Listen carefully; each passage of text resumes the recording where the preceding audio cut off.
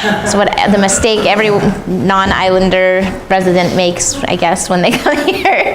But yeah, how did the week go for you guys? Were you able to finish reading Ezekiel during the course of the week? Okay, and did you read ahead in the slides too, so that you have some idea where we're going, or did you refrain from looking at the slides? Small print. Very small print. Was it too hard to read? I'm sorry. Yeah, he really put a lot of them on the page, so I guess it just gets smaller and smaller. But well, last week I failed to even get us into the text. I spent the whole time on background, so we're going to have to go pretty fast this week to get through the text. And so the main thing that I would like us to focus on as we go through is particularly the visions. And you'll remember that Ezekiel is full of visions and enacted symbols and allegories. And I think the hardest ones to understand are the visions, and so that's why I'm going to look specifically at those. I think the others you are able to probably make sense of pretty well yourself. So with these different visions, the first one that we have in the book is in 593, and this is where we get chapters 1 through 7. We really appreciate Ezekiel for his preciseness in telling us exactly when he prophesied, especially in the School of Biblical Studies, because the students have to do a lot of work in just determining when different prophecies took place, and Ezekiel just makes the job so easy for us. And so in looking at the year 593, the significance of this is that Ezekiel went into exile in 597. So he's been in exile for just a few years now, and it says at the beginning of the book that it was in the 30th year. And this was probably the 30th year of his life. If you look in chapter 1, verse 1, it says, "In the 30th year, in the 4th month, on the 5th day of the month, I was among the exiles by the river Chebar, and the heavens were opened, and I saw visions of God. On the 5th day of the month, it was the 5th year of the exile of Jehoiachin." So I don't know if you guys are remembering all your exiles, but 597 was the second exile. The first one was 605, and that was Daniel and just a small group of the very elite young men of the land. And then in 597, the king stopped paying tribute to Babylon, and so Babylon came down and kind of besieged them and took 10,000 of the most skilled craftsmen, and Ezekiel and Jehoiachin, who was the king, supposed to be the king, all into exile at that time. And so the 30th year of his life is significant because he was supposed to be a priest, and priests began to serve in the temple in their 30th year.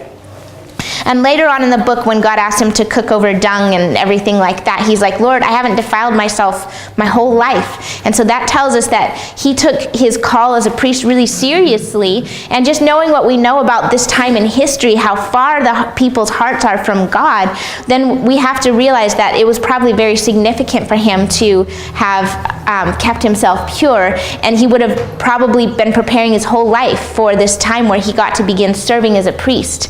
And so he probably would feel kind of sad because now he's exiled in a foreign land, very far from the temple. He can't be a priest. And yet in that moment of probably darkness and disappointment for him, we see God recommission him and say, "I have a call for you, and this call is that I want you to be a prophet." And so he sees this vision, and it's a vision basically of a mobile throne. And we talked a little bit about apocalyptic literature and how it's highly symbolic and difficult for us because we don't understand the symbols, we don't understand the visuals and so forth used because it's not something we have in our culture. So we want to stay kind of big picture in our interpretation of this, but one thing that's always important to notice, and you'll see this usually in apocalyptic literature, is the word "like" is repeated 24 times just in this vision of the throne. And that shows that he's not saying, "I saw a rainbow," or "I saw this creature." Like it was hard for him to describe what he saw, so he had to do the best he could, but it's things not seen by human eyes, so we can't, he's just comparing it to the closest thing he can, and so we can't take it exactly, like literally. So, and he says that when he sees this vision, it's coming from the north. And north, in the minds of the people of God, is always where judgment comes from. So this is a picture of God's mobile throne, but he's coming this time as a God to judge in this vision, and we'll see that in his call that he gives Ezekiel afterwards as well. So then in verse 5 to 14, we have these 4 living creatures called cherubim, and they seem to represent being the guardians of the presence of God. And if you'll remember, on top of the Ark of the Covenant, there's supposed to be these cherubim as well. And we saw that when Adam and Eve got kicked out of the garden, there was cherubim. So they're these heavenly creatures that seem to be guardians of the presence of God. And so not surprising that they would be there in God's throne as well. And a lot of times we don't hear them described. Like, it doesn't really describe them in Genesis, right? And even on the top of the ark, we don't know exactly what they look like. But here Ezekiel describes them, and they're also described in Revelation very similarly when John sees them as well. So with these living creatures, they have 4 faces, and people have thought that maybe it represents, and again with apocalyptic literature, we want to hold things a little bit loosely because sometimes we're not exactly sure, but that these could be kind of like the chief of God's created orders. So like the lion is the chief of the wild beasts, humans, and then the eagle is the chief of the birds, and the ox is the chief of the domestic animals. So that's one way people have viewed it, and these are underneath this throne of God. And so in some ways it's kind of giving a picture how God is enthroned over his creation. And so this is not really a new concept for us, right? Like, we've already known that God is enthroned over creation. So this is an apocalyptic way of showing a truth from the Bible that we kind of already knew. And a lot of times in apocalyptic literature, the truths that are given aren't necessarily new, they're just presented in a different way. And I think we see the goodness of God in that, because if he put really important things all in apocalyptic literature that he didn't put anywhere else in the Bible, that would be really bad news for us, because we might miss something really significant because of our lack of understanding of this genre. But what you'll find in studying apocalyptic literature is most of the time it's the same gospel message or the same truth that's revealed about God in other parts of the Bible. It's just put into this literary form that was common to the people back then. So, but for big picture, we have God enthroned over all of his creation. In 4 through 14, it talks about how everything moves together, and that's unity. And I think that's something else. You know, Hear, O Israel, the Lord is one. You know, this is the theme of unity is always represented with God as well. And then in 15 to 21, we have these wheels within wheels with eyes all around them. And that sounds kind of like bizarre, you know, but if you think about it, if you've got wheels within wheels, you can move in any direction, you know, and you're not locked into like it's hard to turn or anything like that, just like if you had 2 wheels going forward, especially back then with, you know, the wheel was fairly new and they just had chariots with like 2 wheels, you couldn't quickly turn, you know, but a wheel within a wheel is more like a sphere which could roll more easily.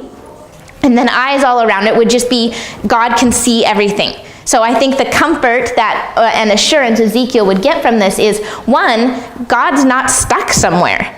You know, this throne's not stuck back in Jerusalem in the temple, and God can't, you know, he's in exile now and God's very far from him, because back then most people had this territorial understanding of God that, you know, gods were gods over certain lands.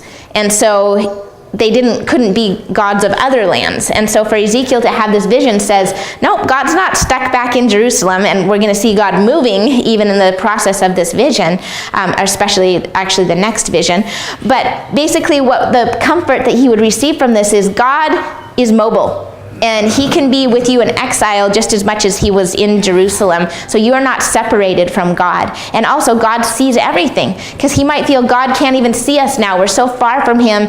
We're rejected. He doesn't know what's going on because he's back in Jerusalem. But this is saying, no, God is not limited in being in any place. He can go wherever he wants and he sees everything. Because if there's eyes all around, you can see in every direction. You're not going to be in God's blind spot, you know, because God can see everything.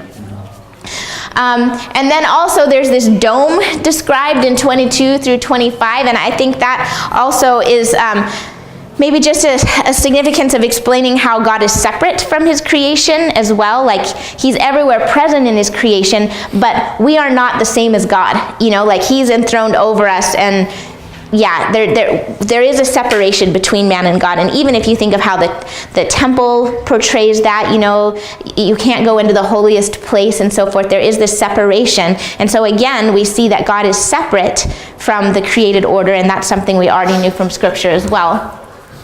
And then, of course, just the throne is lordship, right? God is reigning, and he's still on his throne. So even though Ezekiel is in exile and their nation is getting weaker and weaker, and prophets like Jeremiah have been saying you're definitely going into exile, that doesn't mean God's been getting weaker and weaker. That doesn't mean that the Babylonian gods are stronger than God, and so that's why they're going into exile or anything like that. It's showing, no, God has all of his power, all of his authority. You can put your hope in him, and you can put your trust in him.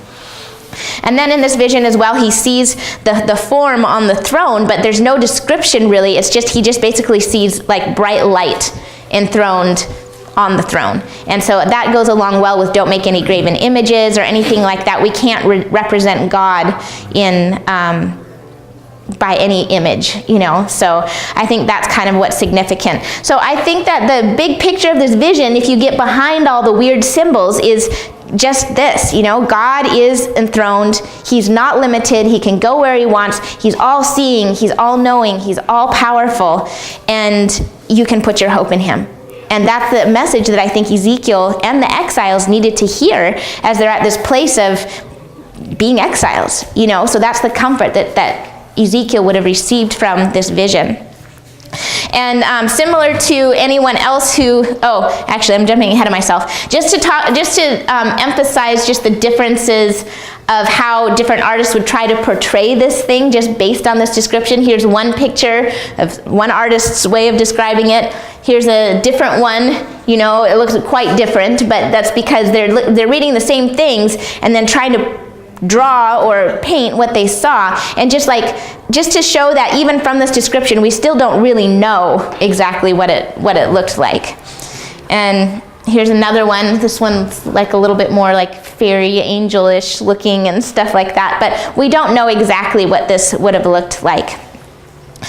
So we already talked about kind of the meaning to Ezekiel is that God is with you, and he's greater than you could have imagined. And we see he just falls on his face in this vision, and he's just stunned, So I think anytime people have a strong encounter with God in the Bible, we see that they often fall down, or they're just not even able to stand in the presence of the glory of God.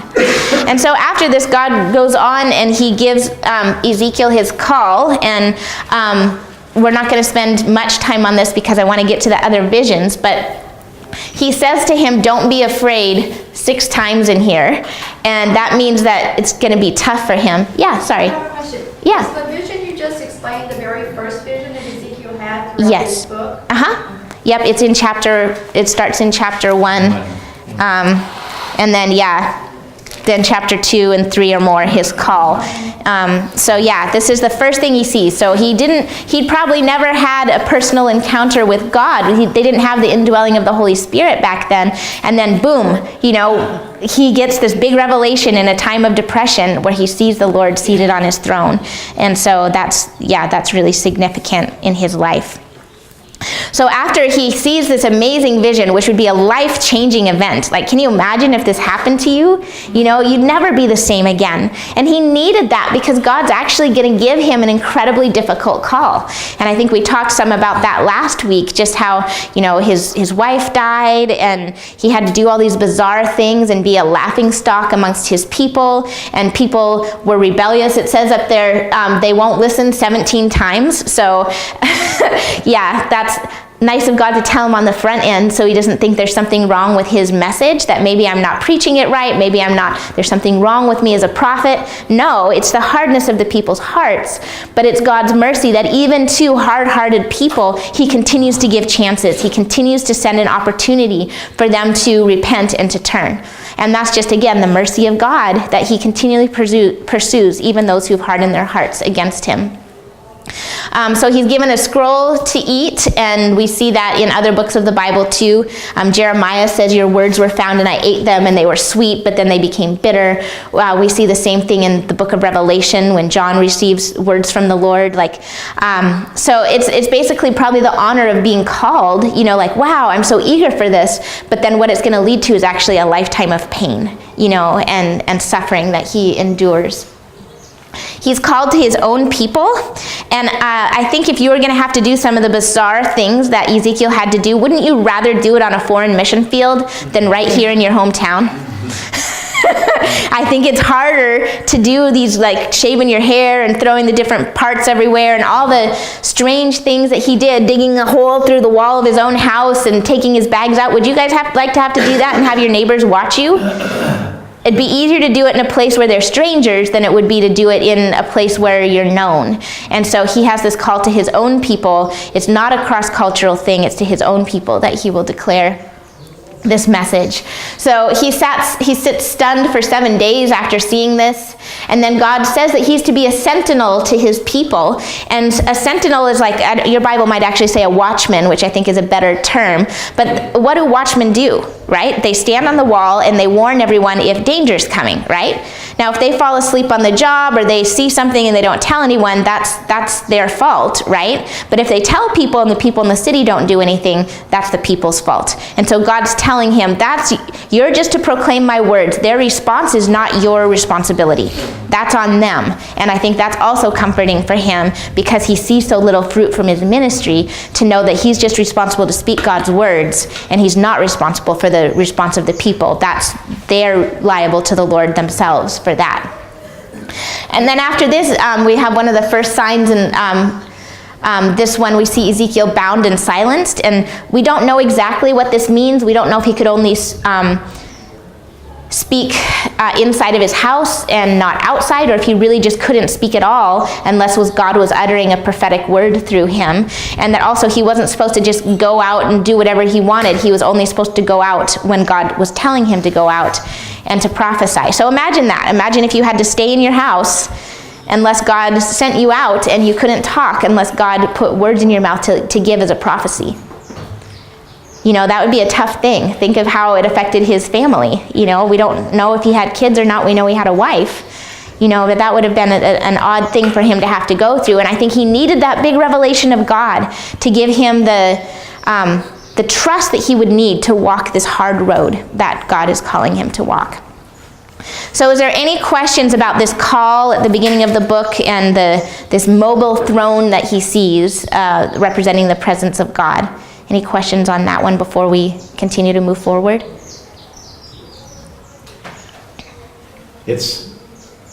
I had a hard time understanding, and maybe I wasn't supposed to understand, why he bound him and silenced him. Mm-hmm. After he put him in his house and he became speechless. But then when God gave him the message, then loosened his tongue to talk to, but he didn't have anybody to talk to anyway. Well, we'll see what happens is the elders come to his house to inquire of the Lord. Okay. And some of these things he probably does outside of the house, but it's because God told him to do it. But we'll see even in the next vision that we're going to look at, it says, I saw this vision and the elders of the house of Israel were before me. So even though they're there in exile, they still have set up their own leadership again and so forth. And so the leaders of the people are coming. And 10,000 people is not very many people, I don't know how you divide what town is what around here, but it's a pretty small community, it would seem, so you probably know what's going on in people's lives a bit. Is that safe to say? Or I don't live here, but Definitely, everybody knows everybody. Yeah. Everybody knows everybody's business. And especially when you see Ezekiel doing these crazy things, people would talk about it. Did you hear what Ezekiel's doing now? Word would spread pretty fast. And so people would maybe go to Ezekiel's house to see what he was doing just out of idle curiosity, or to laugh about it, or because their neighbor told him about it. So I think he is being seen by the people when he does these things. And perhaps the fact that he's not allowed to speak otherwise, it's showing the gravity that these are not his own words or ideas, because we're all fallen and we can project our own, right. Even in our prayers for people, what we want to happen in their life, and we can even prophesy presumptuously because we want those good things for people, so we assume maybe God does too. We want those bad things for people.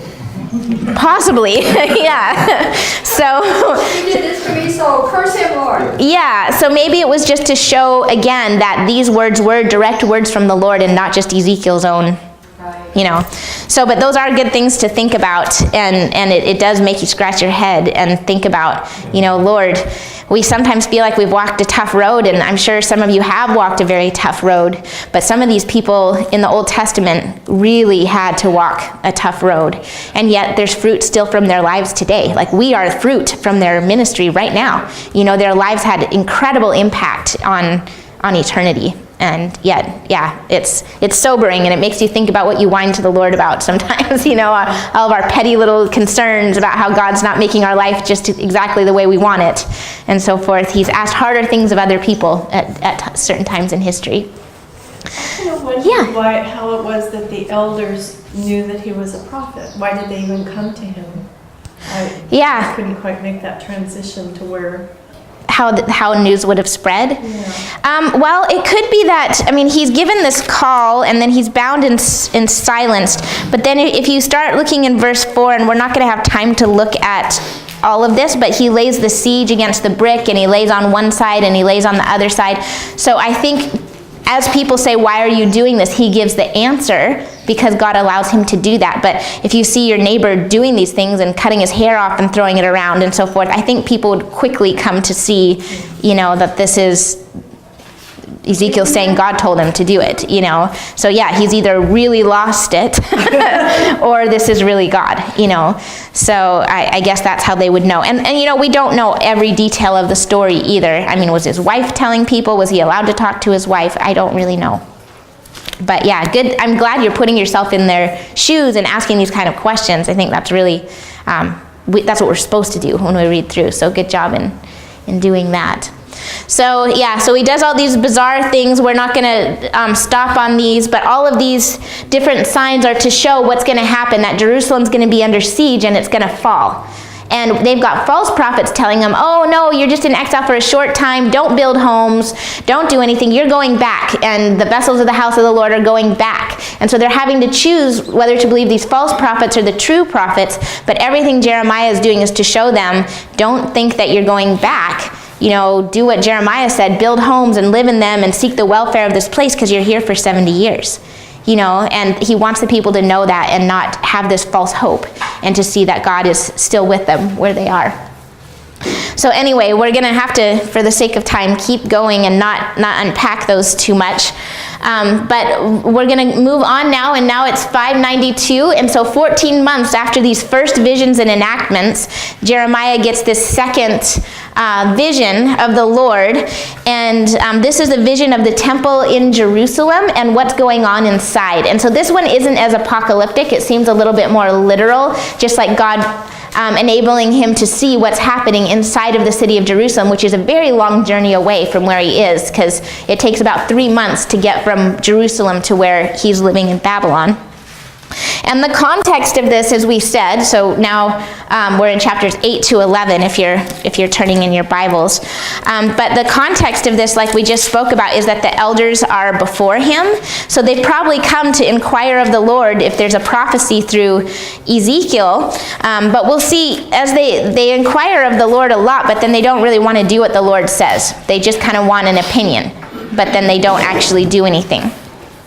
So anyway, it says in 8 verse 1, in the 6th year, in the 6th month, on the 5th day of the month, I sat in my house with the elders of Judah sitting before me, and the hand of the Lord fell upon me, and there I looked, and there was this one like the human being. There was the loins were like fire and so forth.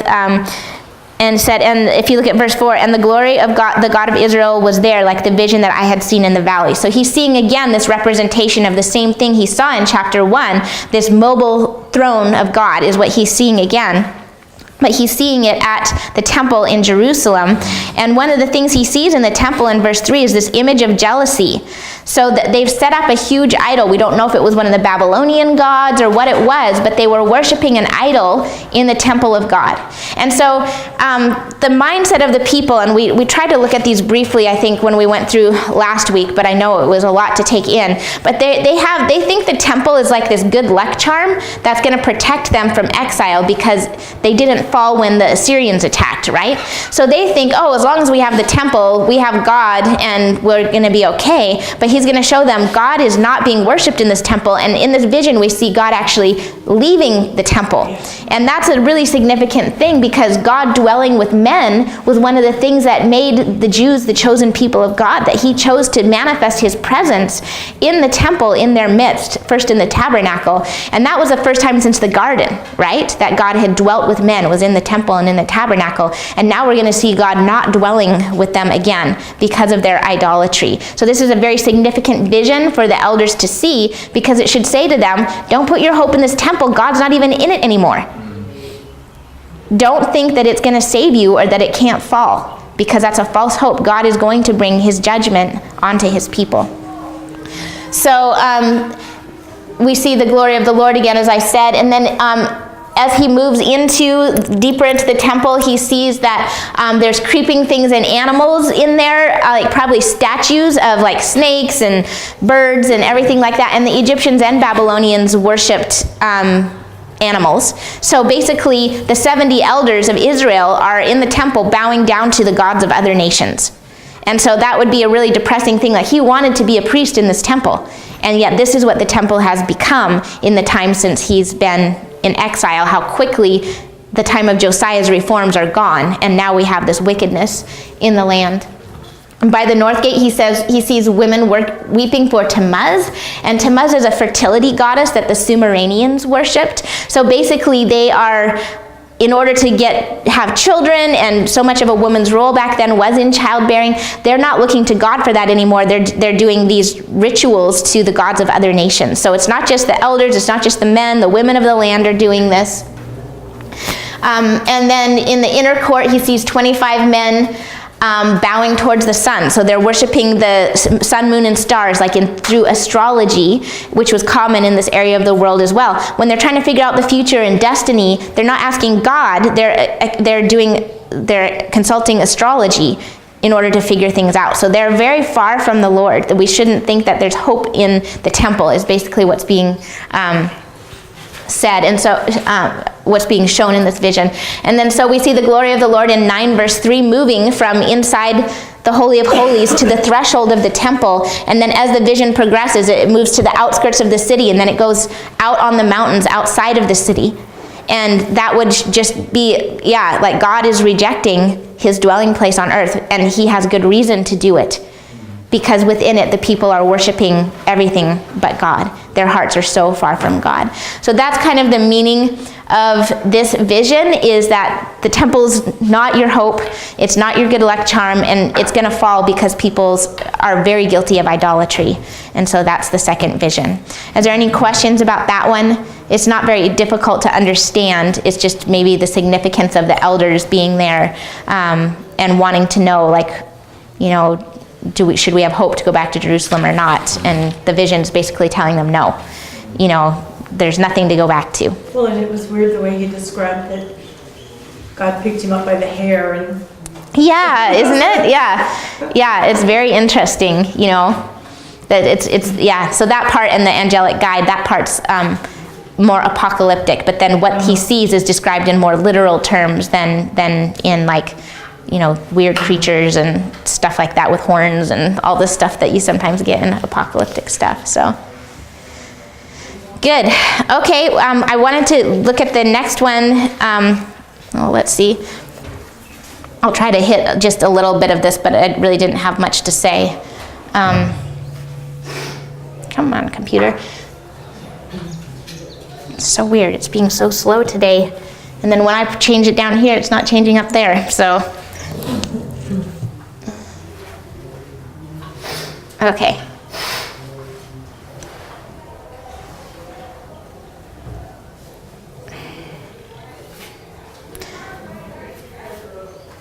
Okay, so 591 is the next time that Jeremiah gets these words from God.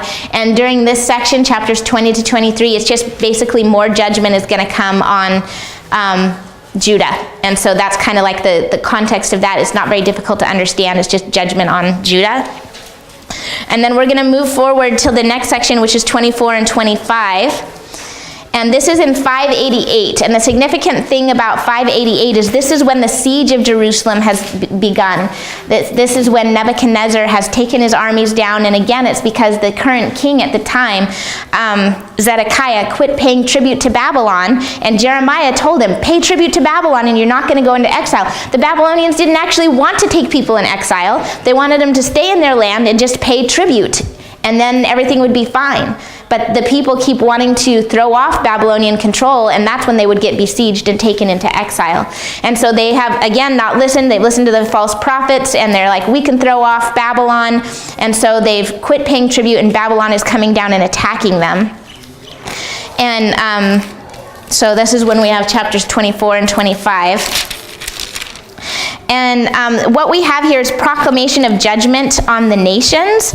And this is probably because they have, you remember with the yoke in Jeremiah, I don't know how fresh Jeremiah is in your mind, but there was a coalition of kings from the nations that came together to decide to throw off Babylon. And so basically they're putting their hope in their alliance with these nations. And what Ezekiel is saying is all of these nations are going to get judged by God as well. So don't put your hope in them. So that's kind of what we have going on in these chapters, and then going on into the next chapters as well. And this is when Ezekiel's wife also dies. And that is also to be a sign. Did we talk about this last week? I think I talked about it a little bit, didn't I? How, as he didn't mourn and everything, it wasn't that he couldn't be sad, but he couldn't outwardly have a funeral and everything, because the sign was everyone that you know and love back in Jerusalem are going to die too. And there's going to be no funerals for them, and they're all going to be just left out exposed to the animals. And I mean, that's a very dark message, but that's why God was having him proclaim that as well. And then as we go on, in 587 is the next oracles. Come on, computer. In 587, we have chapters 26 to 31. Hopefully we'll get there eventually. And here we have more judgment on the nations, and this is as Jerusalem is under siege still. We get God just speaking his lordship over all the earth, that it's not that God is being defeated, but that God is judging his people, and he's also the judge of all of the world as well. All right, well, now we skipped forward, but that's fine. Well, no, wait, we didn't, sorry. Ugh, come on. My computer is really old, and the hard drive is too full, so it sometimes gives me grief. Anyway, you can follow along on your slides, right? So 587, we have chapter 26 to 31, which is the judgment on the nations as Jerusalem is under siege. And then we're going to see a change take place if my computer ever changes screens after this. And what we'll see is after God actually brings his judgment, he begins to give messages of hope and restoration. So that, again, is the goodness of God, that even though he did judge his people, its judgment is always for the purpose of restoration. It's not for the purpose of rejection.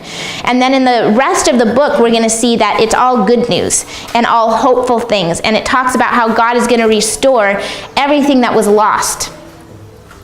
And some of the things that are going to be restored, I think it says on the next white slide, it's the prophets are going to be restored, the priests are going to be restored, the land is going to be restored, the temple is going to be restored. All of those things are going to be restored, and it talks about which chapter we'll see those things taking place in on that slide. So yeah, hopefully you guys can just look there, and hopefully this will... I really wanted to show you this video later, so I hope it eventually will quit being ridiculous. But maybe we can just go on, and I want to talk about the next vision with you guys. And thank you. It could be because I didn't bring the... Yeah, it keeps spinning. Yeah, I think maybe because I didn't bring the power cord to plug it in, so maybe it went to sleep and it doesn't want to wake up again or something. I don't know. But I wanted to look at the next vision, which is the vision of the Valley of Dry Bones, and this is in chapter 37. And this is a famous passage of scripture where Ezekiel gets shown this valley of dry bones. Yeah, that was really weird. It was really weird. It is really weird. But I think that it's important to look like at verse 11. It says, Son of man, these bones are the whole house of Israel. They say, our bones are dried up and our hope is lost. We are completely cut off. So it's showing a picture of this is God's people, and they're hopeless and lost, right? Like the city's fallen, they don't have the temple to make them God's people anymore. There's really nothing for them to have hope in anymore. But we're going to see through this vision that God is showing Ezekiel he is not done with his people. He is again going to bring life to them, and that there is still a future and a plan for the people of God. And so that's the big picture of this vision. And something that I think is very significant is how God allows Ezekiel to be involved in this prophetic process here. And what we see is he sees this vision of this valley full of dry bones. And then God asks him, can these bones live? And he says, God, I don't know. You tell me if they can live. And then God says to him, I want you, Ezekiel, to prophesy to these bones and say to them,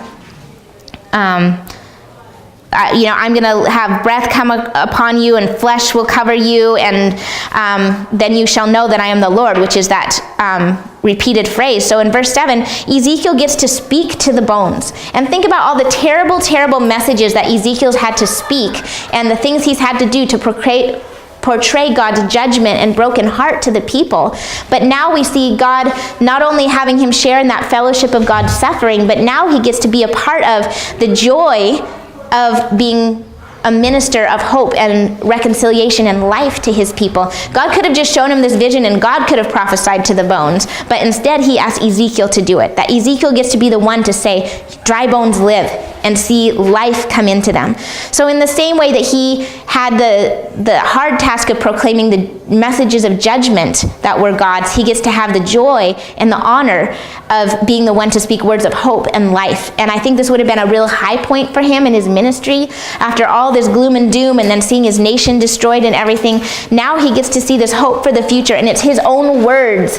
It's in response to the words in his mouth that these bones come back to life. And I think that would have been very significant, and also just the goodness of God to include him not just in the fellowship of his suffering, but in the joy that God has in bringing new life to people. And I don't know if any of you have ever been able to lead anyone to the Lord. God could have led that person to the Lord without you. He could have just given them a dream or a vision, and then, I'm God. But no, he did it through you, because he wanted you to know what it is to share the Father's joy, that to him to use your words to bring them to that revelation of himself, because then you get to know the Father's heart in a new way, and the joy he has in anyone coming to receive salvation. And so I think in that same way, as Ezekiel gets to do this, he not only felt the sorrow of God, but he gets to feel the joy of God. And how do bones come to life? How do we receive new life? Saving. Yeah, it's through the cross, right? And so it cost God a lot to bring these bones to life, but he did it. He was willing to do it, and we get to share in bringing the hope that cost God so dearly to the world. And we see Ezekiel getting to do that in a similar way in this passage. Did you have something to say? Yeah. I looked at it as almost a prophecy of the revelation of our own redemption and rising from the dead, and going up to heaven, being lifted to heaven after, Yeah, or even if you think about this, it's very parallel to the book of Ephesians. Like Ephesians chapter 2 talks so much about how we were dead in sin, and then God made us alive unto him. Like it's this analogy of without God, we are hopeless and lost until he intervenes and breathes life into us and gives us the gift of life, So I think that this is really significant. Are we still spinning away back there? It's chapter 37. 37? yeah. Thank you.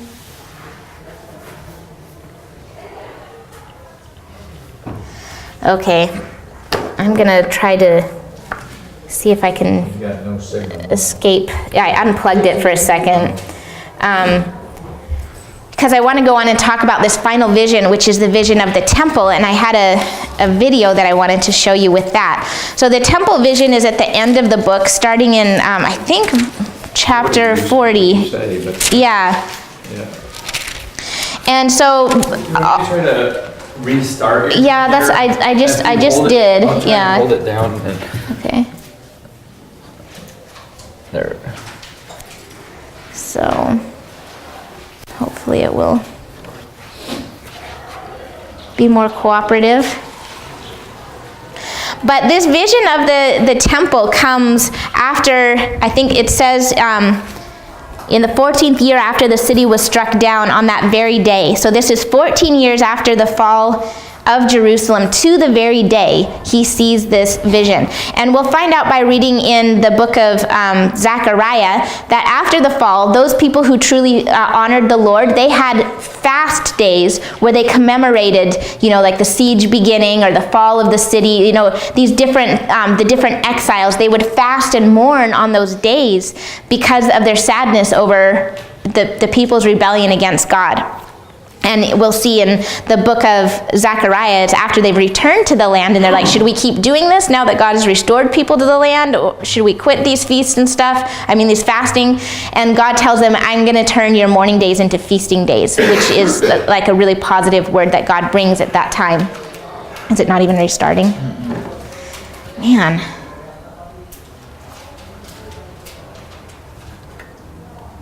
Oh, wow, it was like back on.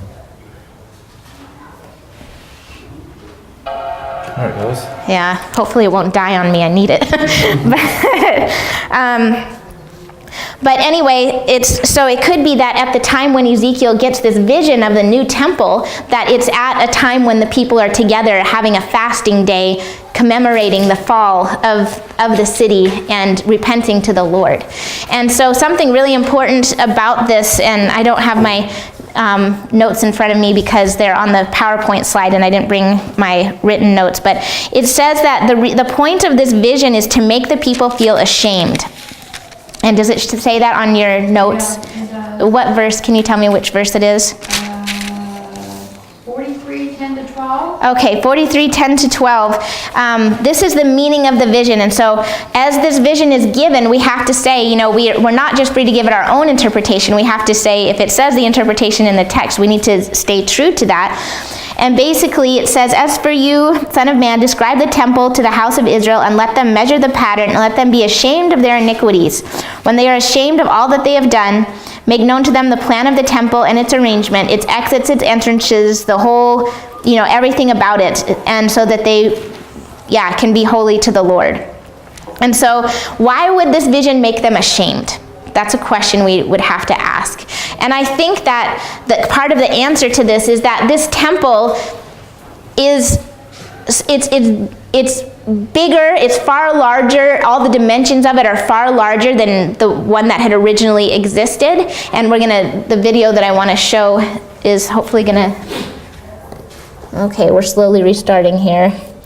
Hopefully going to show this, but basically when you've done something really bad, okay, and you get punished, the punishment can sometimes almost feel cleansing because you feel like you deserved it, But if you've done something really bad and the person you did it to instead does something really nice for you, how do you feel?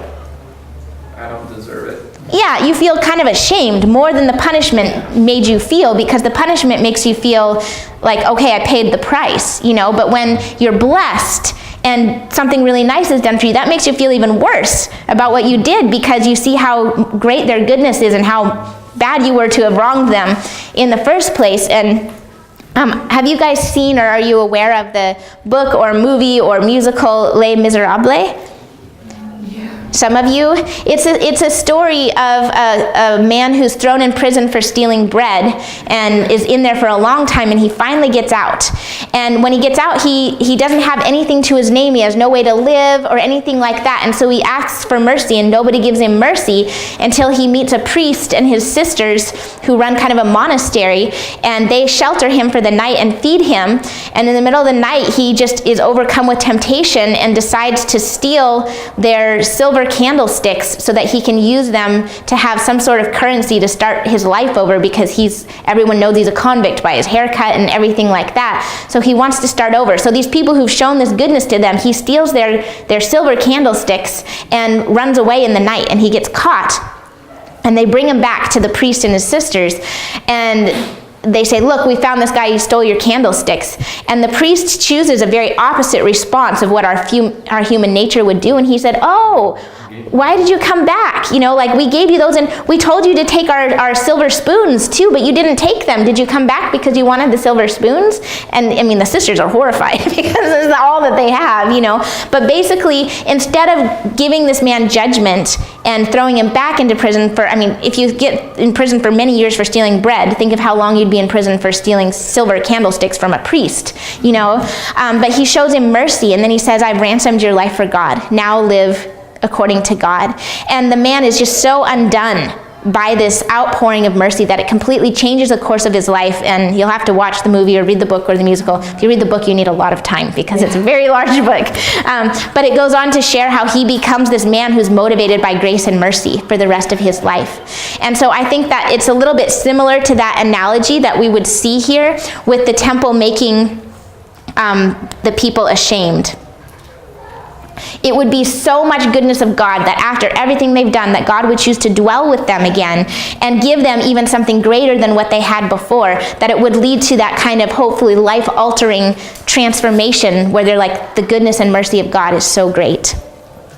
So, all right, hopefully we're going to be able to get this going again here. I think I have to go open it again, though. What's this one? Sorry, guys. If you want, you can skim ahead in the notes or read these chapters in the Bible too while I'm getting this set up.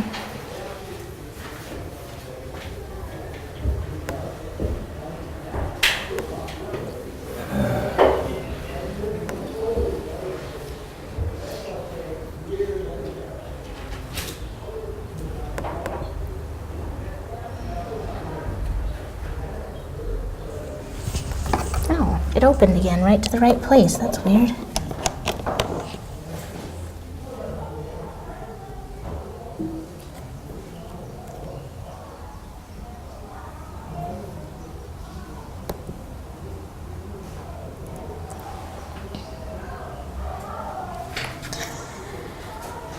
Okay.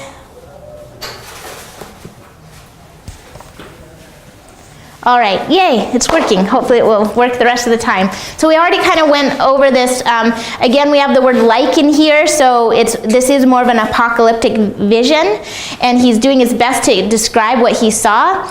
And this is for the whole house of Israel to make them ashamed. We're going to see the most significant thing is the glory of God returns to this temple, and after seeing the glory of God depart from the temple in that second vision of the book, it's very hopeful to see the glory of God returning to the temple. And also, what God is pointing back to is complete restoration of relationship. And if you'll remember, with both the tabernacle and Solomon's temple, and now this temple as well, they're decorated like a garden. It's plants and everything like that are portrayed everywhere. And that's because what God is doing with his plan of redemption for humanity is working to take them back to the garden again, where there was perfect relationship with God, with each other, no more inner turmoil, all of that being gone. And that sort of restoration. And so the temple, the tabernacle, everything is to point people back to that sinless perfection in relationships that existed in the garden.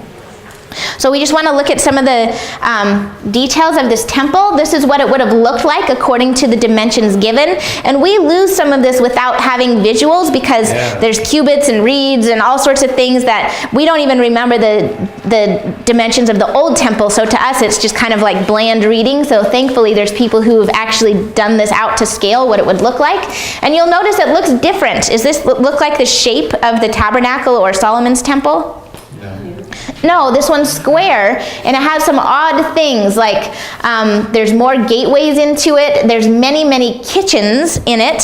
So kitchens are usually for preparing food for parties and stuff like that. So it seems like there's going to be a lot of eating going on in this temple, which is really good. And yeah, so we're going to look at some more of the differences going through here between Ezekiel's temple and Solomon's temple. There's no Ark of the Covenant mentioned, and earlier in the book, or was it in Jeremiah? Was it Ezekiel or Jeremiah? I can't. Do you remember? I don't know. Where it says that there's going to be a time when the Ark of the Covenant will be gone, but no one will miss it. And that would be very scary for them to think of not needing the Ark of the Covenant. That's the mercy seat. But yet this new temple has no Ark of the Covenant described in it, which is obviously because we're going to know that Jesus does away with the need for that. But there's not lampstands, the table of showbread, no big bronze basin. There's these priest chambers all over. There's these kitchens. There's no height measurements given for this except for the outer wall. So speaking like an architect, you can't build a structure without height measurements, right? So that would be significant. It's much larger in size. It's a perfect square. The gateways, there's all these gateways, and yeah, anyway, so those are some of the differences. I want to keep moving to get through the rest of it. It doesn't say where it's at. Is it supposed to be in Jerusalem and essentially in the same place where the other temple was? Yeah, it doesn't say, so it's just this vision that he sees and he shares with the people, all the specifics of it. So also there's these differences in the land allotments. Like you remember what in the back of your Bible you have like the land allotments and what they looked like. Well, these land allotments are very different. They're equal symmetrical strips down the land, and there's no land east of the Jordan. Remember how the half tribe of Ephraim, the half tribe of Manasseh, they were on the other side. That's not there. The holy district and the temple are not in the city, it says. And the prince has his own portion. Like the prince never had a portion in the temple before, but in this one he does. And the Levites have an actual land allotment instead of having just their Levitical cities all over the land. And there's also an inclusion for foreigners, which is very good for us because most of us aren't Jewish, so this temple is for us, which is very significant. And so this is a representation of what the land allotment would look like. It would look similar to this with like a big strip, like this is a boxy place here being described, and that's how the tribes would be. And then I just wanted to end here with this video that I don't know who made it. I just found it on the internet, and I'm thankful to whoever made it because it does a great job of showing how this temple is something bigger and greater than any temple that had existed in the past or really feasibly could exist in the future. And so it's not describing something literal, it's describing something figurative. And so hopefully the sound will work on this, and it's got this really weird like Russian Turkish music or something to it, but I think it will help us to understand it in a way that just reading the words can't. So it's a little bit long. It's like at least 5 minutes, I think. So we're going to go right up to the end, but we'll be done as soon as it's over.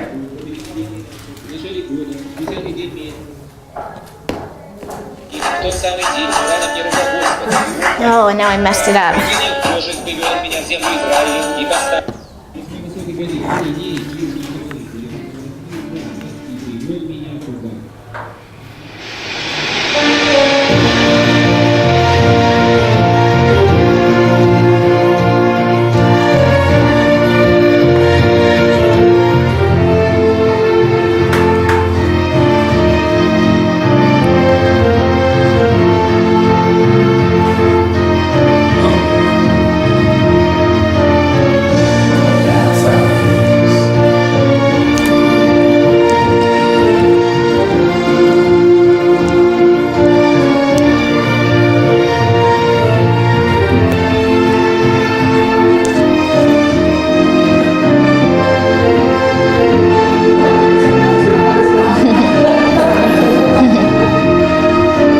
Supposed to be feast, not fest, but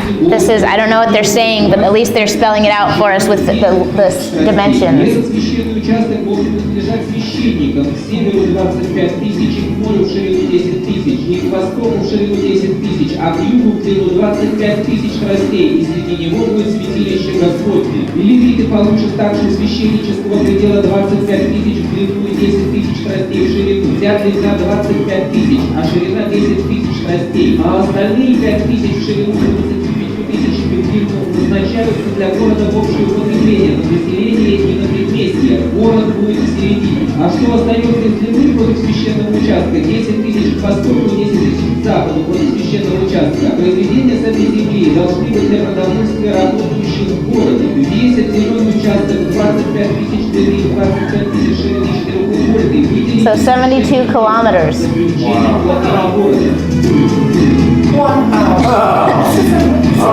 Yeah. So helpful.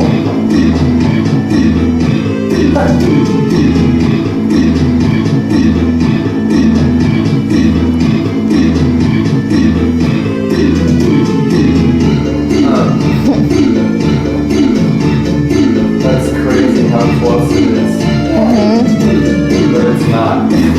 Yeah, it doesn't even fit in the land, you know, so this can't be like a literal temple that could actually be built.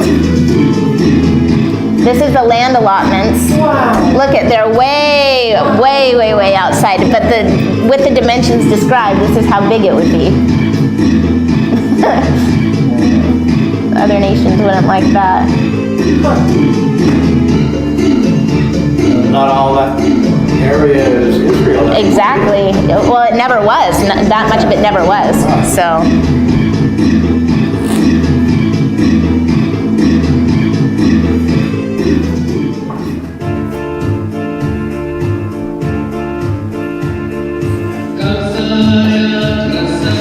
Okay, I think the rest of it is just another tour of the whole temple, so I'm just going to stop it here.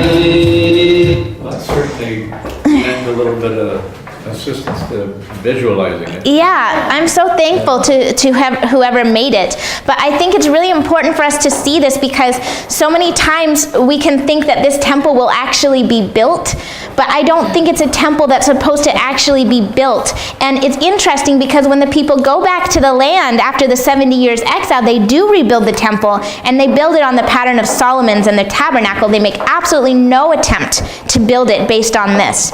And that's because they would know all of these measurements. It's something that couldn't be built. It's something bigger than anything that they can understand. And so basically, what God is saying to them is, you've lost everything because of your sins, but because of God's faithfulness, everything will be restored and be even greater than it was before.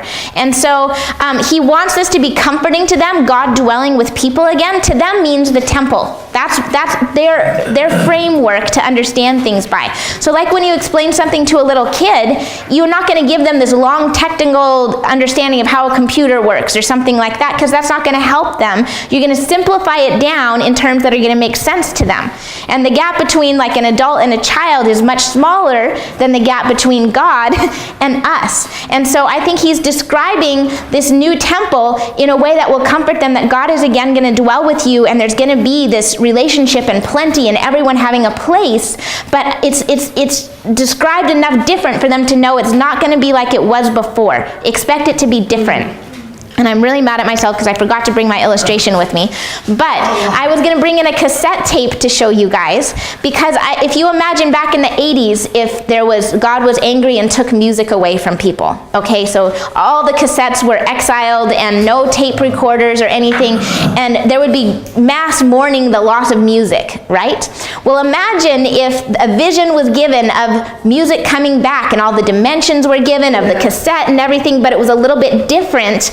And it would be enough to comfort the people in the 80s, but imagine that what was being described was something like this, like a phone. You know, I mean, how much better is this than a tape? It's almost the same dimensions. There's a little round thing, but it's not the same. There's not another little round thing. But this is so much greater than what the tape was. I mean, you can have thousands of songs on this. And you can also talk to your grandkids on it. And you can get directions to where you want to go, and it will tell you the weather. Like, it's so much better that no one would want to go back to tapes. Like, would any of you guys like to go back to just tapes and lose all of the capabilities that we have through the advances in technology? We wouldn't want to. But at the same time, to tell people back in the 80s that, it might just be better to tell them, don't worry, the music's coming back and it's going to be better than it was before. And give them some, you're going to hear it and it's going to be nice, your favorite songs are going to be there.